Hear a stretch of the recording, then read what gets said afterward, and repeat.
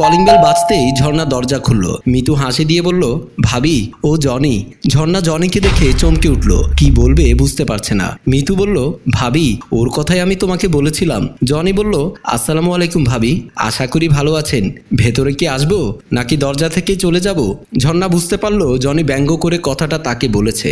ঝর্ণা বলল, না না, চলে যাবেন কেন, আসেন ভেতরে আসেন। মিতু জনিকে নিয়ে ভেতরে এসে সোফার উপরে বসলো। ঝর্ণা সোফার পাশে দাঁড়িয়ে ছটফট করছে, কি করবে বুঝতে পারছে না।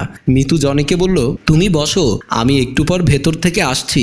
বলেই সোফা থেকে উঠে ভাবিকে বলল, চলো ভেতরে যাই, তোমার সাথে কথা আছে। ঝর্ণা জনির দিকে তাকালো। জনি ব্যঙ্গাত্মক হাসি দিল। ঝর্ণা না পারছে সহ্য করতে, না পারছে কিছু বলতে। মিতুর সাথে বেডরুমে চলে গেল। বেডরুমে গিয়ে মিতু ঝর্ণাকে বলল, ভাবি তুমি কিছু মনে করো না, বাসায় বাবা মা ভাইয়া কেউ নেই বলেই জনিকে নিয়ে আসলাম। ঝর্ণা বলল, তুমি কাজটা ঠিক করনি, তোমার ভাইয়া যদি জানতে পারে আমাকে আস্ত রাখবে না, তুমি এক্ষুনি বাসা থেকে ওকে নিয়ে চলে যাও। মিতু বলল, প্লিজ ভাবি তুমি এমন করো না, ভাইয়া তো 5টা বাজে আসবে, তার আগে আমরা চলে যাব। ঝর্ণা বলল, মিতু তুমি আর একটা কথাও বাড়াবে না, আমি যেটা বলছি সেটা করো, ওকে নিয়ে এক্ষুনি চলে যাও। মিতু মুখ মলিন করে বলল, আচ্ছা চলে যাচ্ছি। ড্রয়িং রুমে এসে জনির পাশে দাঁড়িয়ে জনিকে বলল, চলো আমরা বাহিরে কোথাও গিয়ে গল্প করি। জনি মুচকে হাসি দিয়ে উঠে দাঁড়িয়ে মিতুর কাঁধে হাত রেখে বলল, তোমার ভাবি মনে হয় আমাকে পছন্দ করেননি। মিতু বলল, না না এমনটা নয়, ভাইয়া আজ নাকি অফিস থেকে তাড়াতাড়ি চলে আসবে, সেই জন্যই বাহিরে যেতে চাচ্ছি। জনি বলল, ঠিক আছে, চলে যখন যাব তখন তোমার ভাবির সাথে একটু কথা বলে যায়, তাকে ডাকো। মিতু ভাবি ভাবি বলে ঝর্ণাকে ডাক দিল।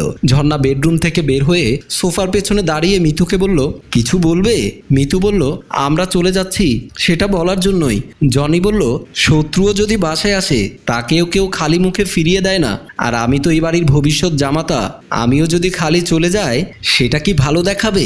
মিতু তুমি একটা কাজ করো, আমার জন্য একটু কষ্ট করে চা নাস্তা বানিয়ে নিয়ে এসো, আমি ততক্ষণ তোমার ভাবির সাথে কথা বলি। মিতু হাসি মুখে বলল, আচ্ছা তুমি বসো, ভাবির সাথে কথা বলো, আমি চা বানিয়ে নিয়ে আসছি। মিতু রান্নাঘরে চলে গেল। জনি ঝর্ণার কাছে এসে বলল, আমি অনেকবার মিতুকে নিয়ে হোটেলে যেতে চেয়েছি, কিন্তু ও ভয়ে যেতে চায়নি। আজ সকালে ফোন দিয়ে বলল, আজ আমাদের বাসায় ভাবি ছাড়া কেউ নেই, তুমি চলে আসো। পকেট থেকে কন্ডোমের প্যাকেটটা বের করে ঝর্ণাকে দেখিয়ে বলল, অনেক দিনের যত্ন করে রাখা প্রোটেকশন নিয়ে চলে আসলাম, আর এসে তো আমি অবাক, মেঘ না চাইতেই বৃষ্টি। ঝর্ণার কানের কাছে মুখ নিয়ে বলল, আমি মিতুকে নিয়ে তোমার রুমে যাচ্ছি, তুমি পাহারাই থেকো, 2 ঘন্টা আগে কেউ যেন আমাদের ডিস্টার্ব না করে। ঝর্ণা উল্টোপাল্টা কথা শুনে নিজেকে আর সামলাতে পারল না। ব্যাস অনেক হয়েছে, এই মুহূর্তে আমার বাসা থেকে বের হয়ে না গেলে আমি পুলিশ ডাকতে বাধ্য হব। জনি ঝর্ণাকে টান দিয়ে বুকের সাথে চেপে ধরে বলল, আমি জানি তুমি পারবে না।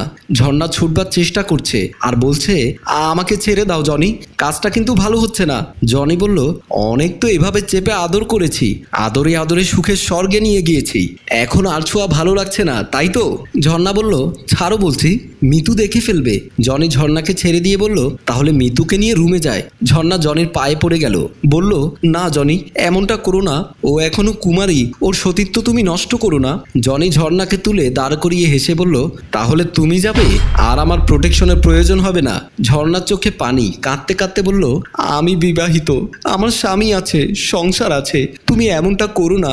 এমন সময় কলিং বেল বেজে উঠল। ঝর্ণা আতঙ্কিত হয়ে দরজার দিকে তাকালো। ছুটে গিয়ে দরজার ফাঁক থেকে দেখলো বাহিরে শ্বশুর শাশুড়ি। কি করবে কিছুই বুঝে উঠতে পারছে না। দৌড়ে জনির সামনে আসলো। মিতু ও কলিং বেলের শব্দ শুনে জনির পাশে এসে দাঁড়ালো। মিতু আর ঝর্ণার ভয়ে মুখ শুকিয়ে এসেছে। মিতু বলল, ভাবি ভাই আসেনি তো? ঝর্ণা বলল, না তোমার ভাই না, বাবা মা এসেছে। মিতু আরো ভয় পেয়ে গেল, বলল, ভাবি এখন কি হবে? আব্বা আম্মা তো আমায় মেরে ফেলবে। ঝর্ণা বলল, তুমি টেনশন করো না, আমি দেখছি।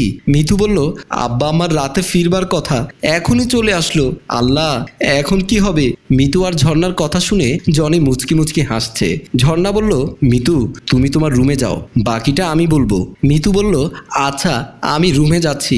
ঝর্ণা জনিকে বলল, তুমি কিছুটা সময়ের জন্য স্টোর রুমে গিয়ে বসো। আব্বা আম্মা তাদের রুমে ঢুকবার পর তুমি বের হয়ে যেতে পারবে। জনি হেসে বলল, আমি তো খালি হাতে যেতে আসিনি।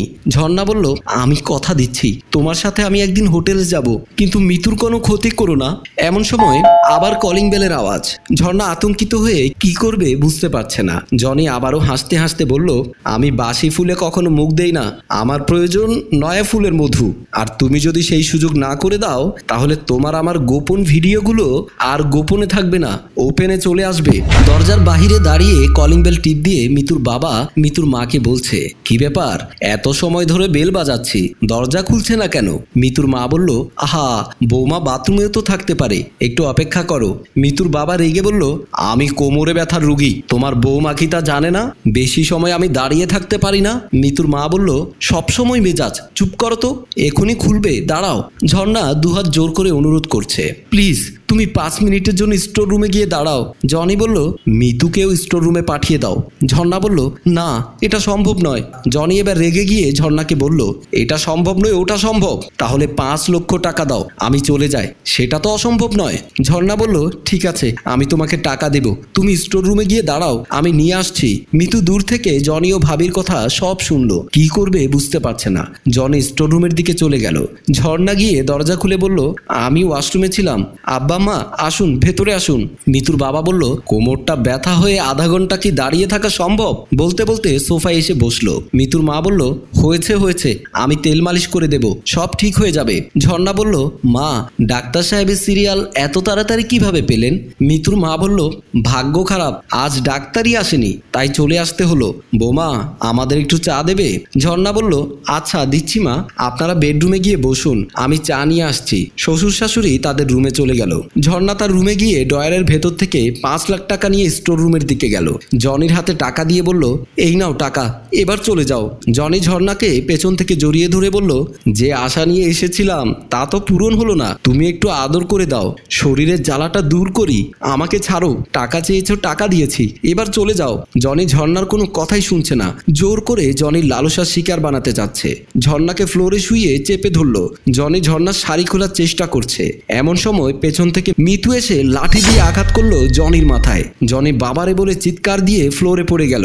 ঝর্ণা উঠে দাঁড়িয়ে বলল, এইটা কি করলে মিতু? মিতু বলল, ভাবি ওর মতো জানোয়ার এই সমাজে বেঁচে থাকার কোনো অধিকার নেই। আমি তোমাদের সব কথা শুনেছি, তুমি আমার ইজ্জত বাঁচানোর জন্য যা যা করেছো তার বিনিময়ে আমি সামান্য করলাম। ঝর্ণা লাঠিটা মিতুর হাত থেকে কেড়ে নিয়ে বলল, তুমি ওকে খুন করনি, খুন করেছি আমি। যৌবনে যে ভুল করেছি সেই ভুলের শাস্তি তুমি কেন পাবে? সম্মানিত ভিউয়ার্স, আমাদের গল্পটি যদি আপনাদের ভালো লেগে থাকে তাহলে লাইক কমেন্ট শেয়ার করে আমাদের সাথেই থাকুন। ধন্যবাদ সবাইকে। রচনায় ফেরদৌস অপু, পরিচালনায় রেজাউল কবির চৌধুরী।